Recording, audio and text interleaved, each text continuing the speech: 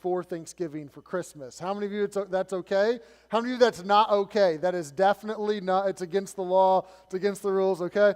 I'm in a pre-Thanksgiving, myself. I'm okay with November 1st. November 1st, you can start the hot chocolate, you can start the Christmas carols, you can start decorating if you want. But regardless of where you decorate or how or when or whatever it is, we all know that the holidays are just around the corner, right? We're in the month that Thanksgiving is in, and I love Thanksgiving. I love the food. I love the football. I love family. I mean, what's not to love about it? And there's this tradition that's around Thanksgiving. I don't know if you do it yourself, but you actually take some time and you're thankful, okay? So it kind of goes hand in hand with the holiday. And I don't know if you write out a thank you list. Perhaps your family gets together and you exchange kind of what you're thankful for. Our family does that. We sit around the Thanksgiving table and we all kind of take turns saying things that we're thankful for. And I've learned this. Some years that's easy. Some years it's easy just to list, all the ways that life is good. That how God is blessed and the job is good and the kids are good and the health is good. And it's just so easy to see God's blessings. But other years, that's not so easy. It's not that there's no blessings in your life. It's not that there's nothing to be thankful for. But the reality is sometimes you get to this season, you get to the Thanksgiving month, and life is hard, and the money is tight, and you got a bad diagnosis from the doctor, or the kids just are struggling, or there's an empty seat for the first time in that holiday season. And how are you thankful in moments like that? In moments where really you kind of scratch your head and you say, I don't get it, or perhaps even internally, you're thinking to yourself, like, I don't even know that God cares or if I'm going to make it through. And you come to church and sing, count your blessings or something like that, and you think, like, yeah, right. Like, I don't get it. I don't know what God's doing. How do you, in those moments, be thankful for what feels like nothing? What feels like you can't be thankful? Here's the question of this whole series, really, is how do you maintain your spiritual composure, and how do you remain thankful when you feel like life just served you up a nothing burger? How do you still remain thankful when it feels like, I just don't know, it's tough this year? And that's what we're going to look at the life of Joseph. I want you to look at Genesis 37 with me this morning as we start this study. If there's ever a man who taught us how to be thankful in the midst of nothing, I dare say it's this man. And this morning we're going to look at this topic. It's thanks for my dysfunctional family. And I know that not all of you would say that you came from a dysfunctional family, but we're going to look at this topic. I think it has a lot of implications just for relationships in general, and how you can be thankful for even the hurt and pain that comes at you in life through other people. Genesis chapter 37, look at verse number 1 if you would. This picks up the story of Joseph when he's 17 years old, and it says that Jacob, this is Joseph's dad, dwelt in the land wherein his father was a stranger in the land of Canaan. These are the generations of Jacob. Joseph, being 17 years old, was feeding the flock with his brethren, or with his brothers, and the lad was with the sons of Bilhah and the sons of Zilpah and his father's wives. Now, just the fact that there's, father's wives, that can show you some of the dysfunction already. And Joseph brought unto his father their evil report. So Joseph comes to dad and is like, Dad, like, these guys, like my stepbrothers, they're not like loving Jesus, okay? Like this is not good, what they're doing, what they're saying. Verse 3, now Israel, that's another name for Jacob, Israel loved Joseph his son more than all his children. That's not really a great thing to do, by the way, because he was the son of his old age, and he made him a coat of many colors. And when his brethren saw that their father loved him more than all his brethren, they hated him, and they could not speak peaceably unto him. So let's just stop there. The Bible cuts to the chase immediately and begins to depict the dysfunction in this home. And by the way, I do think that every home is dysfunctional to some degree. And that's because homes are made up of mommy sinners and daddy sinners who produce baby sinners. And with all that sin comes mess, comes baggage, comes some form of dysfunction. But all homes are not equally dysfunctional, okay? And Joseph is in a home that is highly dysfunctional, so much so that if you made his life into a soap opera, like no one would believe it. Joseph lives in the same household as 3 stepmothers, 10 stepbrothers, 1 full-blooded brother, and then a stepsister. His father, Jacob, was kind of generally a godly guy, but he embraced polygamy that was common in his day, and this polygamy opens the door to jealousy and insecurity and infighting and constant conflict among these women. Joseph also had a dad who was a very passive parent. Jacob was not highly engaged in his boys' lives. His leadership, or lack thereof, brought incredible pain and incredible confusion to his family. Joseph's brothers took turns being brutal, being conniving, being openly immoral. If you want to get just a little glimpse into the craziness of his home, you can read on your own time the next chapter, Genesis 38, which tells a little bit of the life of Judah, the 4th-born boy, one of Joseph's stepbrothers, one of the ones who want to kill him here in a little bit. That it tells the story of Judah, and it portrays Judah in no uncertain terms as resentful and manipulative and immoral. And he goes to great lengths to actually want to kill his daughter-in-law. He wants to burn her at the stake. I mean, it's just crazy. You read that passage and you just think like, what is happening? And this is the family that Joseph comes from.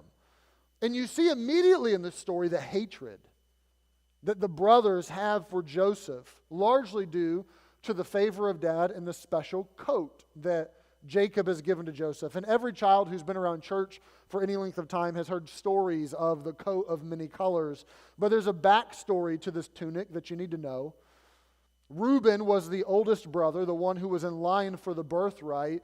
And Reuben, in Genesis 35, forfeits his birthright when he decides to sleep with his father's concubine, Bilhah. And just the fact that dad has a concubine is crazy enough. But in this gross act of immorality, Jacob exercises his fatherly privilege and removes the birthright from his firstborn Reuben and decides to give the birthright to his firstborn of a different woman, the firstborn of Rachel, who is Joseph, the 11th youngest, the youngest at the time. And when he does this, obviously the other brothers are not happy. And the coat of many colors that Joseph wears is more than Jacob's weekend, arts and crafts project where he tried to try his hand at tie-dye. This is a coat that was representative of the birthright, representative of the position of what Joseph has inherited, and his brothers hate him for it. And they don't secretly hate him. Like it says very clearly in verse 4, they can't speak peaceably unto him. Like, they let him know that they hate him. Fast forward with me, if you will, and let's read verse number 18. Joseph has just had some dreams, and in these dreams, God tells Joseph that he's going to, in fact, have a position of privilege, and his brothers will actually be subject unto him. And he, announces it to the world, and of course, the brothers, like their little brother even less because of these dreams he has. In verse number 18, it says this, as Joseph is going to check on his brothers as they tend to sheep. It says, they saw Joseph coming from afar off, and even before he came near unto them, they conspired against him to slay him, which means that they're like, let's kill him. Yeah, sounds like a good idea. Are you in? I'm in. Let's kill him. Verse 19, they said one to another, behold, this dreamer cometh. Come now, therefore, let us slay him. Let us cast him into some pit, and we'll say, some evil beast hath devoured him, and we'll see what becomes of his dreams. You think you're going to have the power? We'll fix that, buddy. And Reuben, who's the oldest, heard it. And Reuben delivered him out of their hands, and he said, let's not kill him. Reuben said unto them, shed no blood, but do this, cast him into the pit that's in the wilderness, and lay no hand upon him, that he might rid him out of their hands to deliver him to his father again. So Reuben does not say, I'm going to secretly try to get him out of the pit and get him back to dad. But he does say, hey, time out. Let's think about the whole killing him thing for a second. Let's just throw him in the pit alive for now. And he intends to deliver Joseph from them. But, verse number 23, it came to pass as Joseph was come to his brethren, that they stripped Joseph out of his coat of many colors that was on him. They took him, they cast him in a pit. The pit was empty, there was no water in it. And they sat down to eat bread. Now, that strikes me. Here these guys are, you know what, let's kill him. And they beat him up. They take his coat. They throw him in there. They're intending to kill him. They're like, hey, you hungry? Yeah, I'm hungry. Let's have a lunch break. And they sit down to eat Pringles and peanut butter and jelly while they're, contemplating murdering their brother. And you get the impression that there's no conscience, that these guys are supremely cutthroat. You get the impression that maybe they've done this before somehow. This is really messed up. And you don't know what Joseph is saying in this moment. Through all of this, the hatred, the vitriol, what they throw at him as they beat him up, as they put him in the pit, it never records what Joseph says. But if you read Genesis 42, 20 years later, Joseph will meet up with his brothers again. So spoiler alert, he doesn't die. But he meets up with his brothers again. And you find in Genesis 42 what Joseph was saying. And the brothers recount the episode. And they say, in this moment, that Joseph had anguish of soul, that he was weeping and that he was begging them not to kill him. He knew what they were doing. He knew it wasn't a practical joke. He knew it was coming his way. And as he's in the pit crying for his life, they're just sitting up there eating the bread of malice and drinking the drink of deceit, ready to do this until middle of verse 25. They lift up their eyes and look.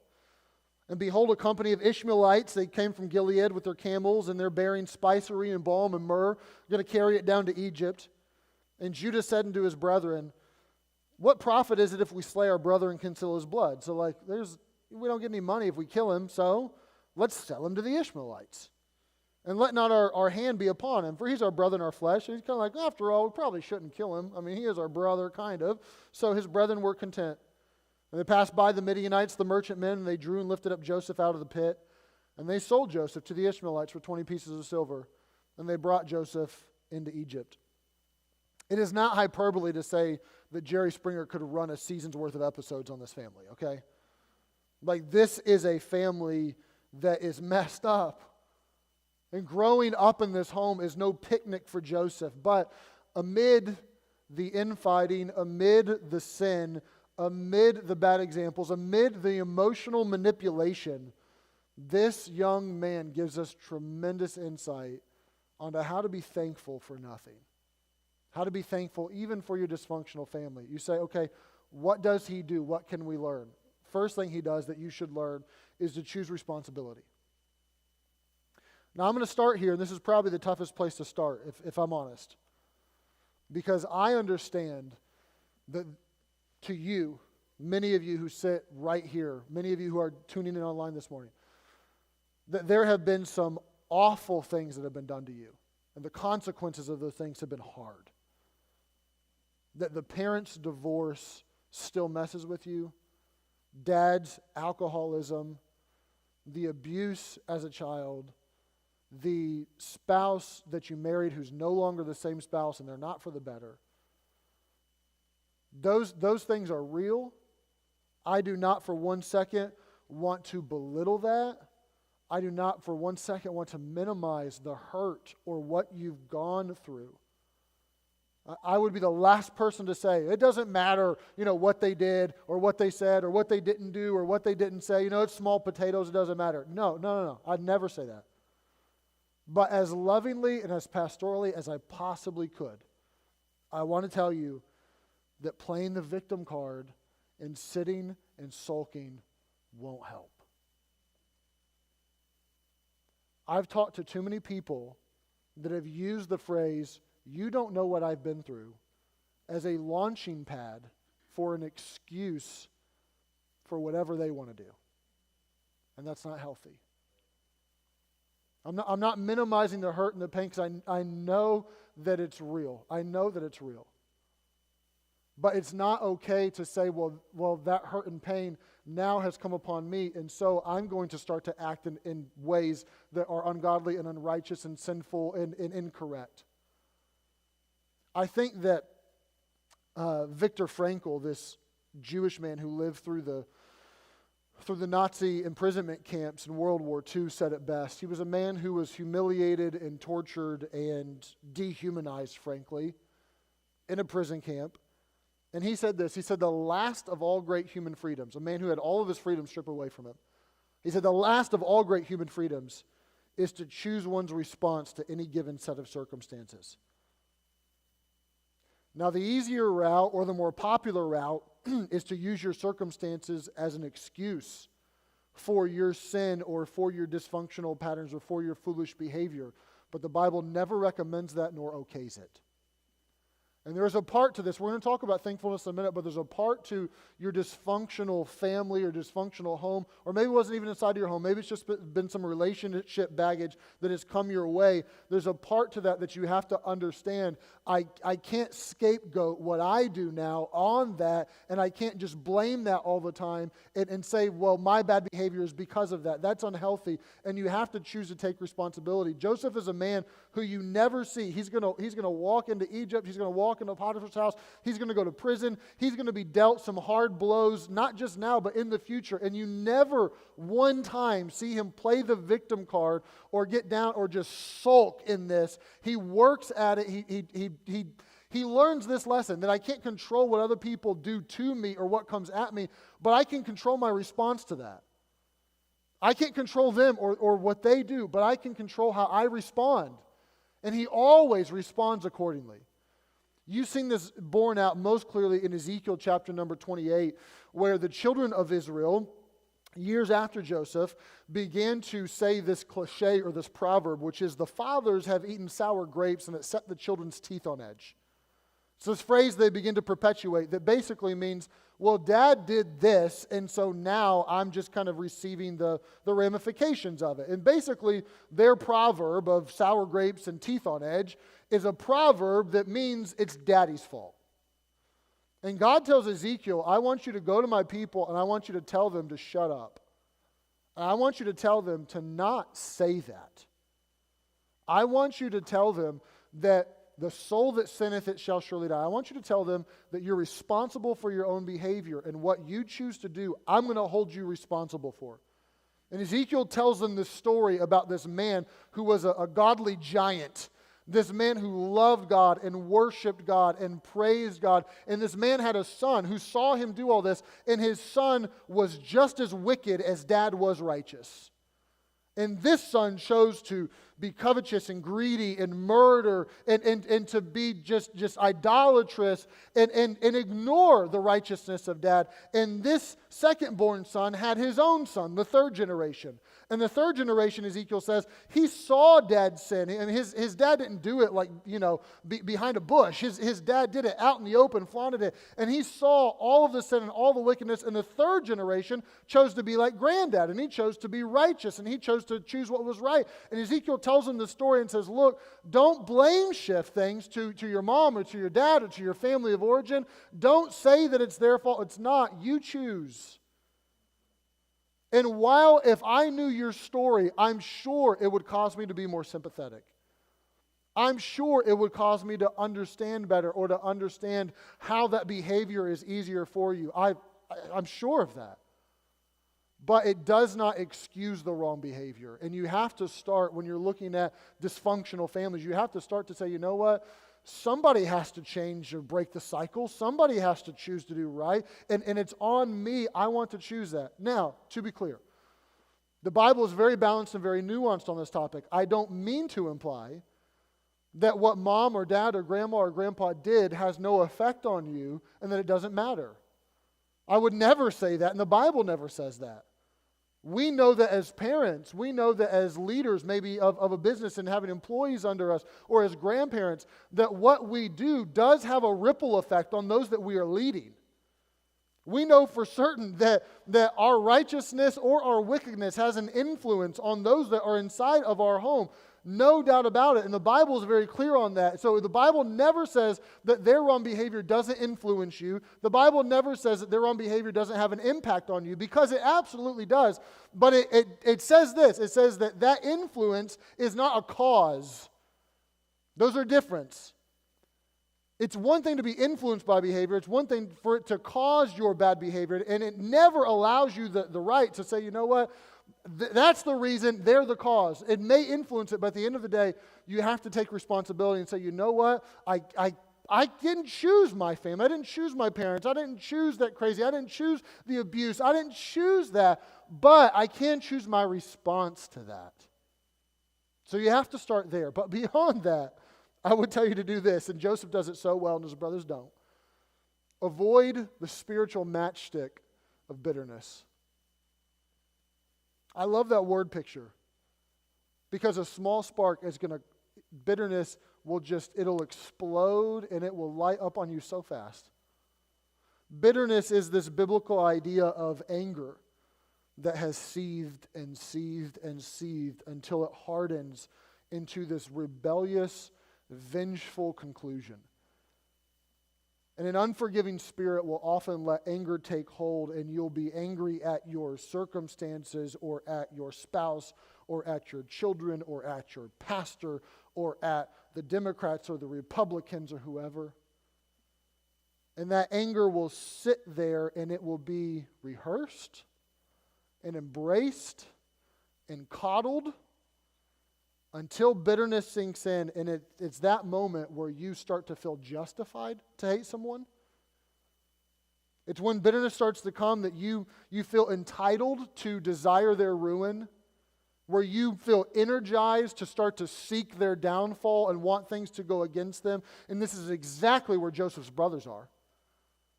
These adult men who are looking at their younger brother and are so angry and so jealous and so envious and then so bitter that it hardens and it makes them behave in ways that are outlandish. Joseph is hated and his brothers are so embittered at him, but he never lets that become him. If you look at the life of this man, and we will over the upcoming weeks, you'll find that he is a man who never allows that to sink into his own heart. And he combats this bitterness, and he combats this unforgiveness, and he chooses instead to be gentle and kind and forgiving and gracious and merciful. And I don't know where you're at. I don't know what you're looking at or who you're looking at right now, and it causes you to be bitter or it causes you to be angry. But I know you're human, and I know I am too. And it's very easy to look if you're a teenager and say, well, he's going out with her, and I wish he was going out with me. Or, you're a bit older, and I'm still single, but, they're getting married, or they're the favorite in the family. Everybody knows it. I mean, everybody knows that dad loves her the most. They're the boss's lapdog. They're celebrating the results of the election while I'm ticked. And to let that anger and that bitterness creep in and harden and take control of you. And listen to me, that's a path you don't want to be on. It is a path you don't want to be on. You find biblically that we as Christians are to let go of all, here's the list, bitterness, wrath, anger, clamor, evil speaking, let it be put away from you with all malice, is what Ephesians 4 says. And then the next verse says, in contrast to that, you want to pick up, be kind one to another, tender-hearted, forgiving one another, even as God for Christ's sake hath forgiven you.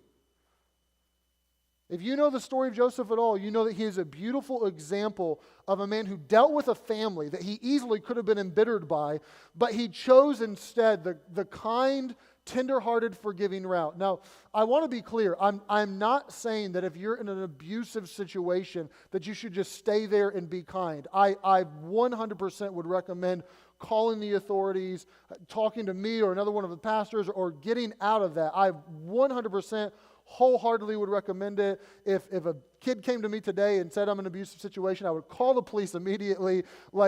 There's no place for just, choosing to stay under that if you can at all get out of it. That's not what I'm saying, so don't misunderstand me. But what I am saying is internally in your heart, even in the midst of those situations, there should be this desire to let go of the bitterness and the wrath and the evil and let that go and instead choose to be kind and tender and gracious and forgiving. And it's not just because it's good for them and you just let them off the hook, or it's good for society as a whole if a bunch of people are gracious to each other. It's good for you. The reality is you're not an infinite creature.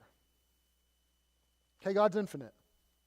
He's big, strong, powerful, knows everything, sees everything, is everything. I mean, God's infinite. You're finite. You're not made to handle it all. You're not made to be it all. You're not made to carry it all.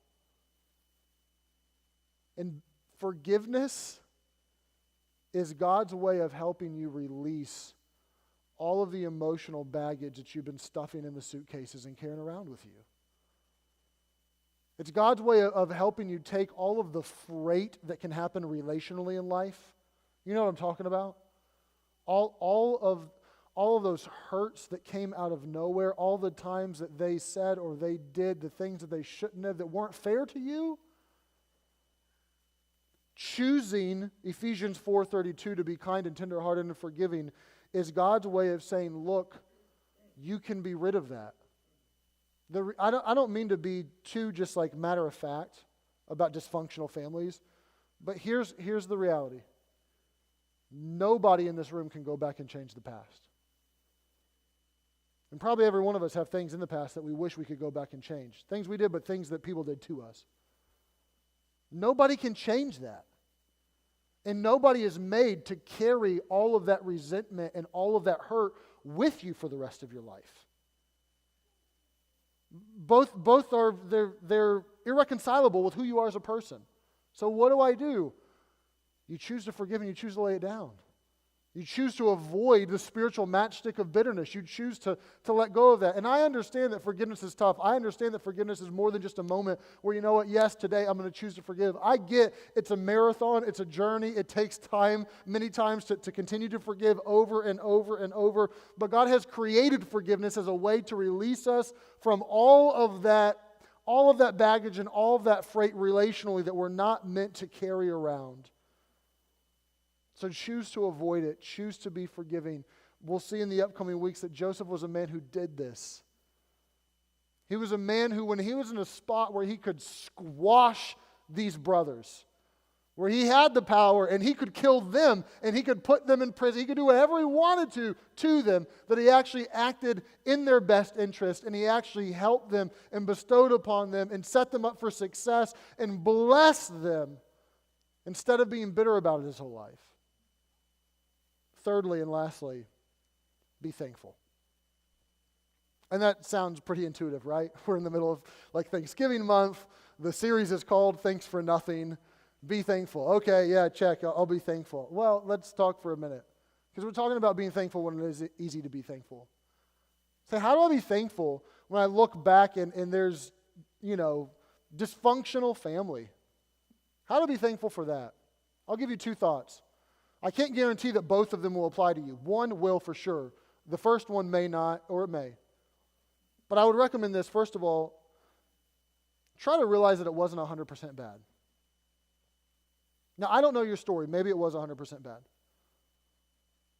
But most of the people that I've talked to who had a dysfunctional home, it wasn't 100% bad. And although Joseph had crazy all around him, he could look back at some moments that were really good. He could look back at Genesis chapter number 32, where Joseph is a young boy, and his dad chooses to move the family basically across state. Dad takes family, and they begin to move, and Joseph is a young boy at this time, and they get close to where Jacob, dad, grew up. And dad realizes he's going to have to face his past, which includes Uncle Esau. Uncle Esau is Jacob's brother. Esau, the one that Jacob had betrayed and deceived, and Esau, the one who vowed he would kill Jacob. And Jacob realizes that Esau and 400 soldiers are bearing down on his position and that he's going to have to face the music. And Jacob decides to send his family on ahead, and he decides to take some time alone, a day with God, all by himself.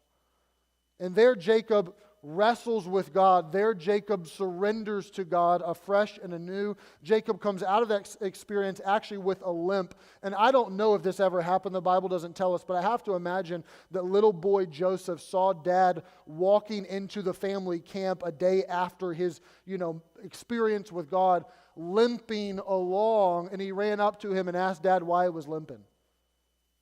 And Joseph, as a young boy, watched Esau and Jacob make up. He watched them not fight with each other, not kill each other, but actually restore the love and restore the unity. When Joseph was 13 years old, we know in Genesis chapter 35 that Jacob decides to take his family back to Bethel. Bethel was this place where Jacob had first experienced God personally. He was a young man, a single man on the run for his life. And there at Bethel, Jacob had this dream, and God spoke to him, and there's this ladder and these angels and all this stuff. And Jacob takes his family back to Bethel, and he tells them, this is where it happened. This is where I first had an encounter with God, and this is where I entered into a covenant relationship with God personally. And he encourages his family, including 13-year-old Joseph, that I want you to enter into a covenant with God personally as well. And even in the midst of all this crazy, there still were these spiritual markers of sorts. There were these moments where Jacob was a good dad, where Jacob led spiritually, where he did the right thing, where he wasn't passive, he was engaged. There were these moments that he could look back on. Prior to Genesis 37, the family had just gone through 3 deaths, kind of back to back to back. One of them was Deborah. Deborah was the nurse to Rebekah, Joseph's grandmother. She's basically this longtime family friend, and Deborah dies, and the family shows up to the funeral, and at the funeral, they rehearse the story of Isaac and Rebekah and how they had lived godly lives and led godly lives for their family. The second death was actually Joseph's mother. She died giving birth to his younger brother, Benjamin, the last born to Jacob.